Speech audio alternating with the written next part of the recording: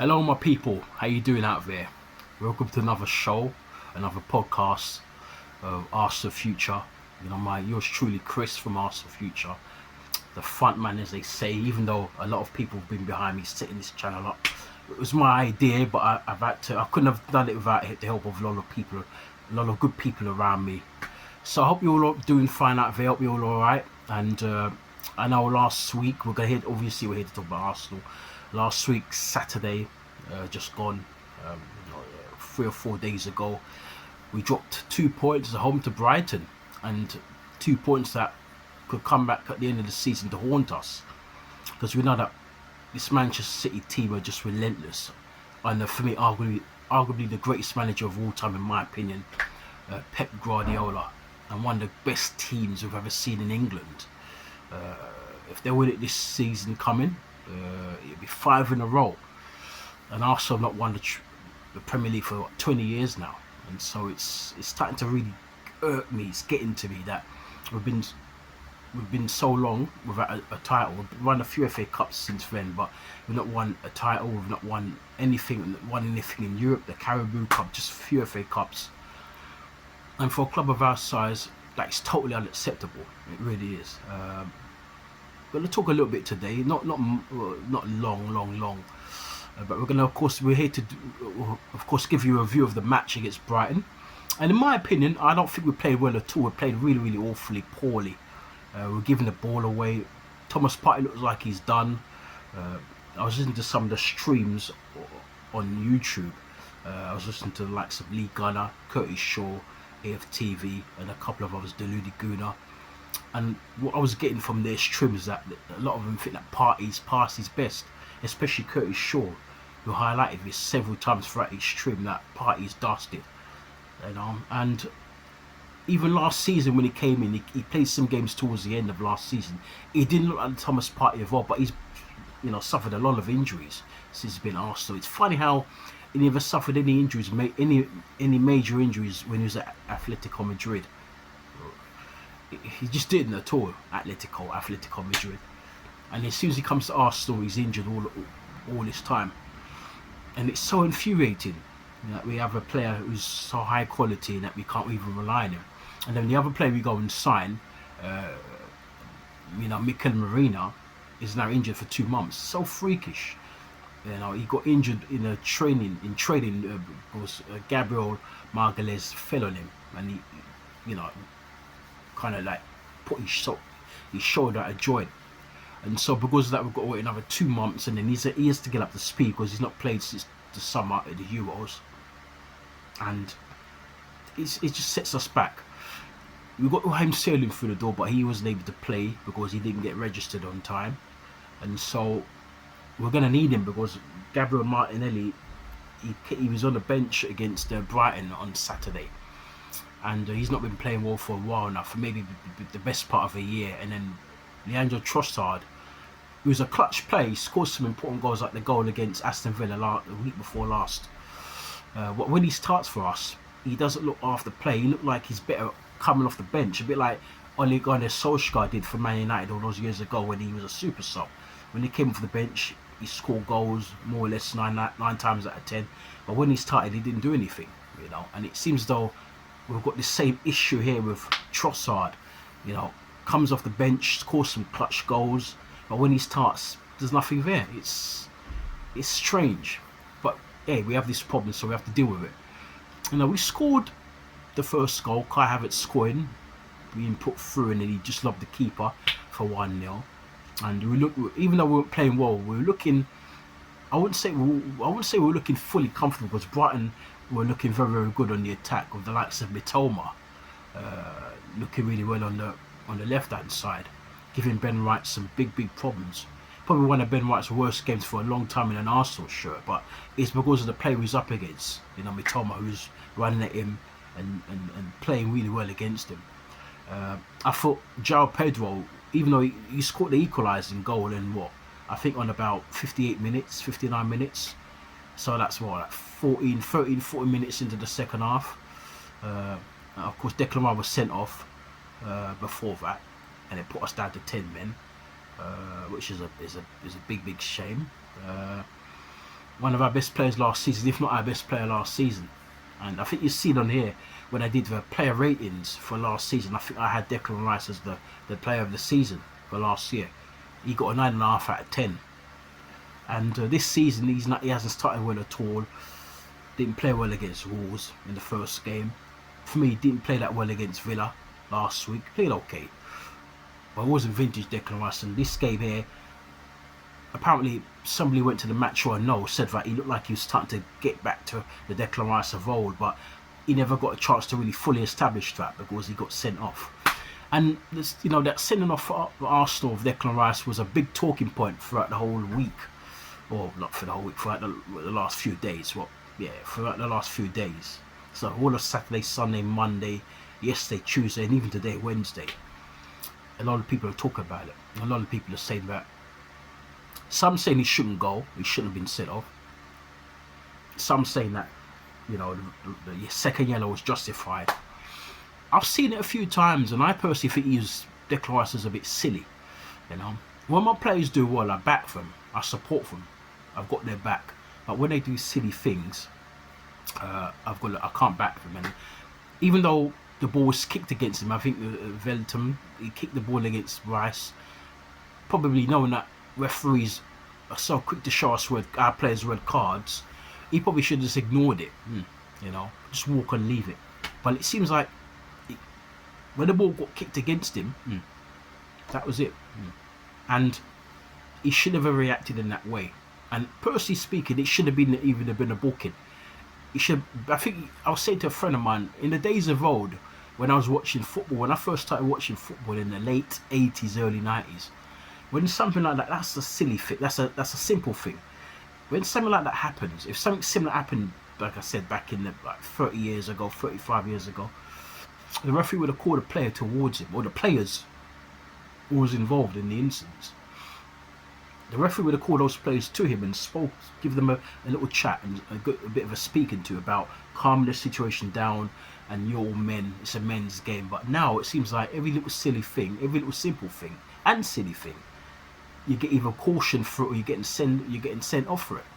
It's almost like becoming almost like a non-contact sport, and a sport where you can't retaliate in a certain way, otherwise you're off. And sometimes I see some heavy tackles, not just on Arsenal players. I see some heavy tackles on players from, other teams, and heavy tackles, and then it's like, wow, and any little thing, it's a card, it's a yellow card. But it seems to happen to Arsenal a lot. I'm not saying that there's a conspiracy against Arsenal. There could be. I think there might be. But I do think sometimes our players don't use their heads. We do some silly things sometimes. And knowing that the laws and the referee are against us, especially us, you can't be doing silly things like that. You've got to sometimes let things ride, let things go. And if that was me, knowing that referees like to send our players off, even though I've got a short fuse by nature, but I'll condition myself to say, you know what, he's kicked the ball against me, I'm just going to walk off. But it seemed like it seemed to happen so quickly, and the referee just showed up. And a friend of mine who was there, this same friend, said that when he saw the referee reach for his pocket and the yellow card was brandished, he thought it was for the Brighton player, Veltman. He thought it was for the Brighton player. But when he realised it was Declan Rice being set off, he said he was astonished, he couldn't believe it. But there you go, it's happened to us so many times over the years. It happened under George Graham, it happened under Arsene Wenger, probably even happened under Bruce Rioch, even though he wasn't there for that long. And it's definitely happened after. It happened under Unai Emery as well, and now it's happened under Mikel Arteta. I'm not sure about Fred Lumber because he was only there for a short while. He was a short-term manager in Tyrion. But we've got to learn. Our players have got to learn. We never got any book. I don't think we've got any sending offs like the season before last. The season where we should have won it. In actual fact, we should have won it the last 2 seasons. But I think especially the 22-23 season, we should have won it because we're 8 points ahead of Man City. And we allowed them to claw it back and overtake us. Anyway, that season, I don't think we had one sending off that season. We were excellent. We were exemplary that season. Then last season, I think we got a couple of sending offs. I think. Then now this season, after 3 games, we've got this sending off. So it's really, really infuriating, very upsetting, and very annoying. And I don't know what to say for. I don't know what to say now because we're going to miss him for the North London derby against Spurs in a couple of weeks' time or 10 days' time because we've got international break in this Saturday and then it'll be next Saturday or Sunday. I don't know if it's a Saturday, so I've got to look at the fixtures. I assume it's probably a Saturday, but it could be a Sunday. The North London derby at the Lane. It's not even at our place; it's at their place. And even though the last 2 years we've won there, I remember we went about before that. We went about what? We went about 8 years or 9 years without winning there. It won't be easy. So we have to. And now we've got Mikel Marino out, so we're gonna have to probably bring in Jorginho.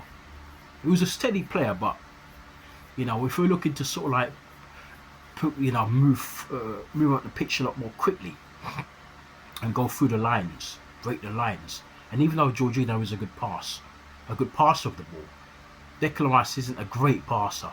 But the good thing he does is he keeps the back four between the back four and the midfield stable because he's very good at winning the ball back. He's very strong. He's very tenacious in the tackle. He can also come in with a goal. He can hit the ball. So we're going to miss his influence heavily on this game. And Spurs are a team, especially when they're playing at home, they like to break very, very quickly. The likes of Song and other players who go forward. Now they've got the likes of Solanke, who's a forward, and they've got other top players. Some of the names kind of eludes me. For some reason, sometimes I can't remember certain names, but I know Song is there, and of course Brendan Johnson's another player who plays up there sometimes. Brendan Johnson and other players, other attacking forward players who play up there for Spurs. I personally don't think they'll beat us. I think we'll be okay. I think the worst we'll get is a draw, but we'll talk about that when the game gets closer. But we're talking about here the Brighton game, and it's 2 points drop because we know how good City are. We've seen City what they did after because we had an early kickoff. We went 1-0 up, and then we got Declan Rice sent off. Then we had a stupid red card for Declan Rice, and then they equalised. Thomas Partey ended up picking up his man, and then of course Ryan Pedro slots in more or less unchallenging to more or less an empty net because Ray had saved the first shot, and then in saving the first shot, the ball rebounded to, of course, Ryan Pedro, and he just more or less had an easy, simple tackle for 1-1. And we've really got to. I remember a similar game like this last season. We drew at home against Fulham after going in the lead twice, and then they had. The funny thing is, this time they had the players sent off, not us. This time we had the players sent off against Brighton with Declan Rice. But last season, I can't remember who it was. They had the players sent off, and it was in injury time, and they equalised. And that's one of the games that cost us, along with the West Ham home game and the Villa home game. The Villa away game cost us, but I think we had a lot of time to make up for it, and we did. But we went and lost to Fulham, and that really compounded our issues even further by losing to Villa when we should have won that game because the ratio said that we should have won that game at least by 2 clear goals. So we should have probably lost that. We should have probably should have won that game 3-1 or 2-0. He had more or less only one chance, and John McGinn scored from it, and it was all Arsenal that day. But anyway, that was last season.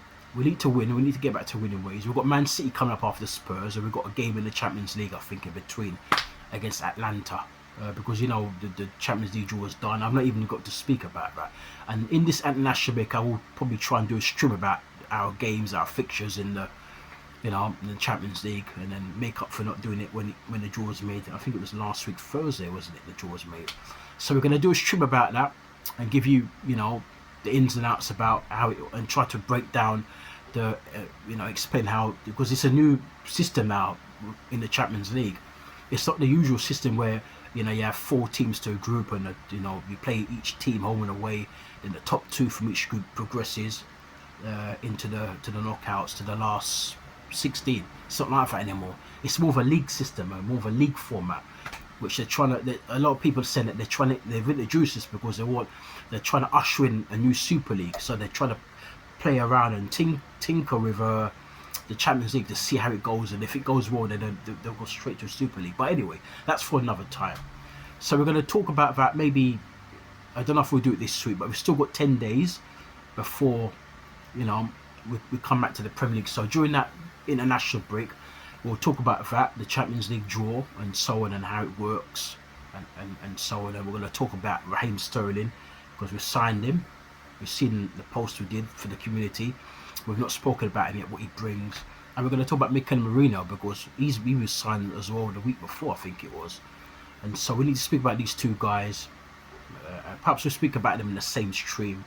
Maybe we do separate streams. I'll have to see first. But we definitely do come around to that and come around to the Champions League draw and so on. And so we just hope that we can win, keep winning, get back to winning ways. And because, as I said, it'd be nice to beat Tottenham, and then because City away at the Etihad is going to be a baptism of fire. For me, they're probably the best team along with Real Madrid in the world, the two best teams in the world, and they're both the favourites to win the Champions League. I think City are slightly ahead of Real Madrid to win the Champions League.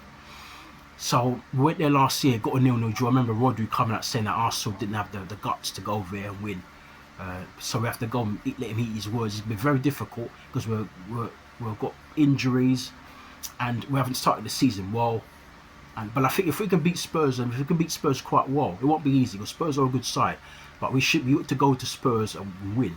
You know, if we can go to Spurs and win, then I think that will give us the confidence to go up to City and get something up there. Even if it's a draw, I'll take a draw because City is City. You know, I'm going to be honest. I'm not expecting Arsenal to go up there and batter City. We could probably win 1-0, but I'm not expecting us to even do that. I'm expecting maybe a draw. You know, but in my heart of hearts, I do think deep down that we might lose that game. But when we do the preview for that game, we'll definitely talk about that. This could be our first defeat because City and Ireland look an absolute fire. You've seen the guy bag a hat trick after our 1-1 draw. They go down to, travel down to Upton. I was going to say Upton Park there because I'm old school. Down to the London Stadium where West Ham play, and the guy scores a hat trick, bang, bang, bang, like it's nothing, you know. And so that's what we're up against. We knew what we was up against at the start anyway, but that's what we're up against. So let's just hope that we can go there, and I'll take any draw of some sort. Of course I want to win, but a draw I'll be happy with. Of course if we lose, then that's it. We're already going to be like 4 points. No, we're going to be ready with 2 points. We're going to be 5 points behind. Yeah. So we need to beat Spurs and hope for a draw up there, and if not, sneak a win. If we lose, 5 points, and early in this season, it's very early, but this is Man City who don't drop points at all, more or less.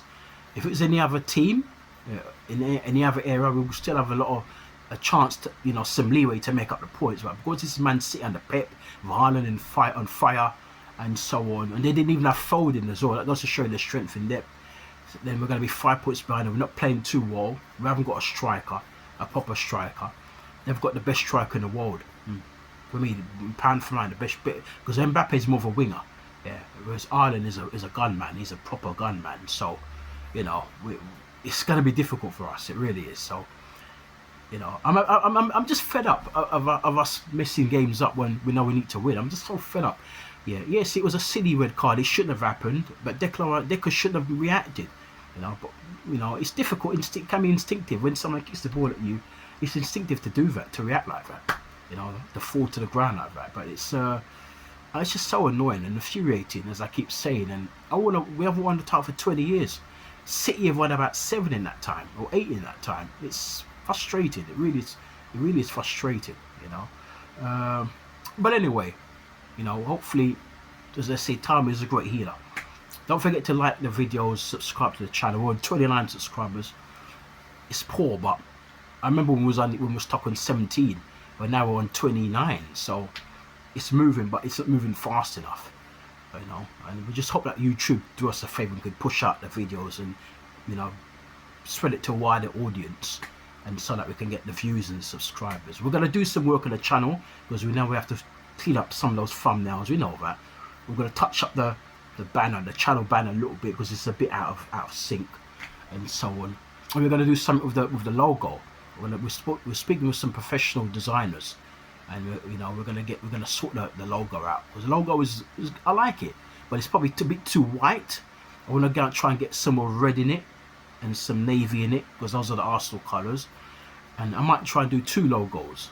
We're going to try and do one for the main one will be for home, and then occasionally on special days, like when we're celebrating like Anfield '89 and so on and so forth, then we can, you know, draw for for the second logo. I want to do the second logo in the yellow and blue color, yellow and navy.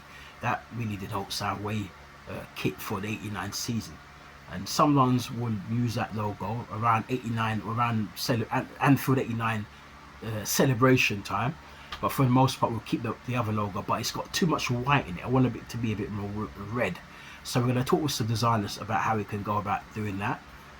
And you see, we share these things with you because we value you. And of course, we're going to remove the watermark from the videos as well. And we're going to just clean it up a bit and make it look a bit more, you know. I'm not saying it's a professional, because I think we are professional, but there's certain things we need to, need to tweak a bit, and we're going to be over the next coming months, probably by the end of this year, you'll see these things. If not by the end of this year, into the start of next year. But we're definitely working behind the scenes to make the channel look a bit more, professional, and look a bit more elite. Yes, to say elite. Okay. And there's going to come a time we're going to be interviewing some other people from other channels. We've got a lot of big names. I don't want to mention who they are at the moment, but we've got some big names we want to get on this channel lined up. Some of them from other Arsenal fan channels. Some are just there but not popular, but they've got very, very good insight into the game and into Arsenal in general as a club, and so on. So we're going to be doing that. So there's going to be some changes gradually in the coming months, yeah. And we hope that you subscribe to the channel so you don't miss out. We're going to start doing some live streams. That's another thing we want to do as well. And so I hope that we've given you a good review. It's not really the talking point was the send off of Declan Rice, and Arsenal failed to control the game. I think I saw a stat what said that we had. I'm going to try and find it and pull it up here. You see it, but I think we had something like 11 shots today, 22 shots, and they had more possession than us. They had more corners than us. And Brighton, maybe if this was Brighton under Graham Potter, perhaps they would have won this game. And they've won here before under Graham Potter. They've won it under De Zerbi as well. And this guy's a new guy. And a lot of the players they had have gone. One of them is playing for us. And it was two of them, I should say, Ben Wright and Trossard. And other players who they had have left them, have gone to other clubs, and so on. So anyway, you take care of yourself and cheer up if you're down. I'm sure a lot of you are still a bit peeved because of our result against Brighton. I'm really peeved, but I've calmed down a bit. But it's really affected me. It worries me that there's always something to stop us from really challenging. If it's not injuries, then it's needless sending those off, needless bookings, and other things, other factors. We missed chances as well. If we had signed Gokeres or Isaac or Osherman or even Tony, perhaps we would have scored a couple of goals against Brighton, a couple more goals, so we would have ended up winning maybe 3-1 or even 2-1 or something like that. And so on. But it's one of these things. Just hope that and pray that everything falls to us from air on in, and that we can win the games that we need to win. You never know. We go to Spurs, we'll win that game. We could go to City and win that game as well. There's been lesser teams than us who have gone up to the Etihad and won, and we've not won up there for a long time, since 15. And Arteta was playing that day. I remember we won 2-0 up there, and it's 9 years it is. So it's about time we won up there now. So let's just see what happens. Yeah, we win the next 2 games, we're back in it. But it's going to be difficult. With the form Ireland is in, it's going to be very, very difficult. It really is. Take care and speak to you soon. Love you all. Bye for now. Bye bye.